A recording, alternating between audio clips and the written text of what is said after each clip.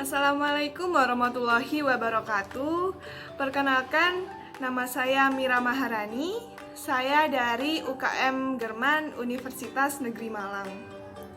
Jadi, pada video ini, yuk kita sama-sama cari tahu tentang kafein dan kopi. Kopi adalah salah satu jenis tanaman perkebunan yang sudah lama dibudidayakan dan memiliki nilai ekonomis yang lumayan tinggi. Biasanya dapat teman-teman temui ya, beberapa dari kalian atau orang terdekat dari kalian seringkali mengonsumsi kopi. Sudah banyak pula nih gerai-gerai atau warung-warung yang menyediakan kopi dengan berbagai jenis rasa, aroma, dan kualitas yang berbeda-beda. Perlu kalian ketahui pula bahwa kopi ini merupakan salah satu zat adiktif loh. Sebelumnya, sudah ada yang tahu apa sih zat adiktif itu?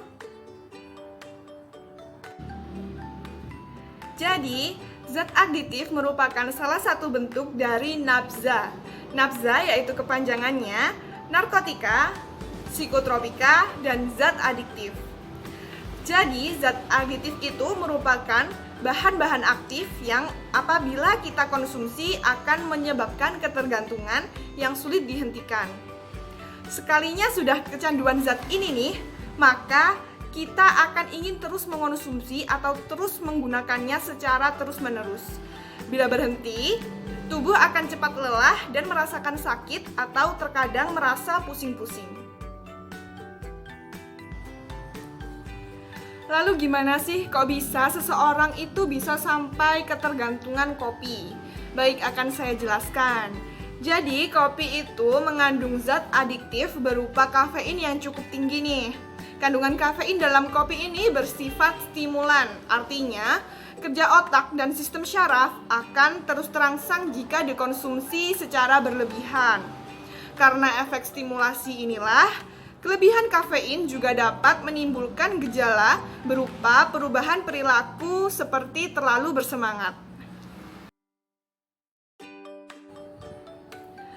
Lalu apa sih gejala atau tanda apabila kita sudah terlanjur ketergantungan kopi? Beberapa orang itu bisa merasa uring-uringan, merasa lemas, merasa pusing, bahkan cemas jika sehari saja tidak mengkonsumsi kopi. Bahkan beberapa orang lainnya tetap merasa demikian sekalipun sudah ngopi nih. Nah, hal itu perlu diwaspadai. Ini bisa jadi tanda atau sudah ada muncul gejala bahwa kita sudah ketergantungan kopi. Apa sih gejala-gejalanya? Yang pertama, pusing, sakit kepala, gemetar atau tremor, kurang fokus, gangguan mood, tekanan darah meningkat, jantung berdebar hingga gangguan irama pada jantung. Selanjutnya ada gugup, cemas, sulit tidur, hingga kecanduan kerja karena ada efek stimulan dari kafein tersebut. Lalu gimana sih cara kita agar bisa berhenti dari ketergantungan kopi atau kafein? Nah, ini ada beberapa cara yang dapat dilakukan. Yang pertama, evaluasi asupan kafein harian. Kita perlu mengetahui berapa banyak kandungan kafein yang telah kita konsumsi dalam sehari setelah mengkonsumsi kopi. Kan banyak nih jenis kopi. Ada latte, cappuccino, espresso, atau dari kopi-kopi instan lainnya. Kemudian kita perlu mengenali ada efek apa dari tubuh kita setelah mengkonsumsi kopi. Apakah akan mengganggu aktivitas kita? Apakah akan mengganggu rutinitas kita? Nah, hal itu perlu diperhatikan agar kita bisa mengkontrol berapa banyak kafein yang diperlukan tubuh kita dalam sehari. Kemudian cara yang ketiga yaitu kita bisa berkonsultasi dengan dokter. Cara yang keempat, kita bisa olahraga. Dan cara yang kelima, perlu kita untuk mentekadkan niat untuk mengurangi atau bahkan menghentikan konsumsi kafein dan menggantinya dengan minuman yang lebih sehat seperti jus buah, air putih, atau air mineral.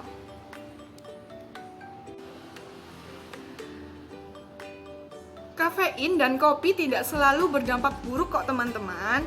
Jadi, kafein dalam kopi itu juga bisa bermanfaat dan tidak menimbulkan ketergantungan atau kecanduan. Lalu apa sih manfaat dari kopi ini? Yang pertama, sebagai sumber energi serta pencegah ngantuk atau lelah.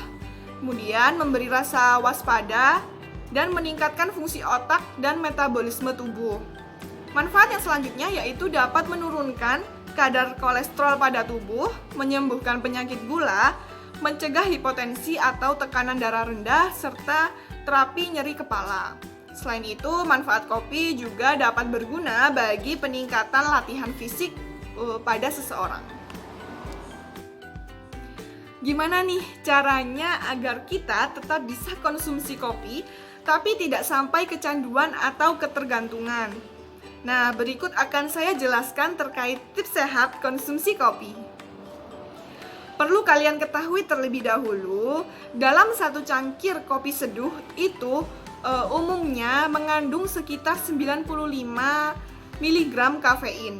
Maka, minum kopi yang masih dianggap wajar yaitu 3-5 cangkir per hari atau rata-rata 400 mg kafein per hari. Meski demikian, dosis kopi tiap orang mungkin berbeda-beda ya, tergantung dari usia, kesehatan, atau kondisi lainnya yang memungkinkan. Berikut ada beberapa hal yang perlu diperhatikan sebelum konsumsi kopi.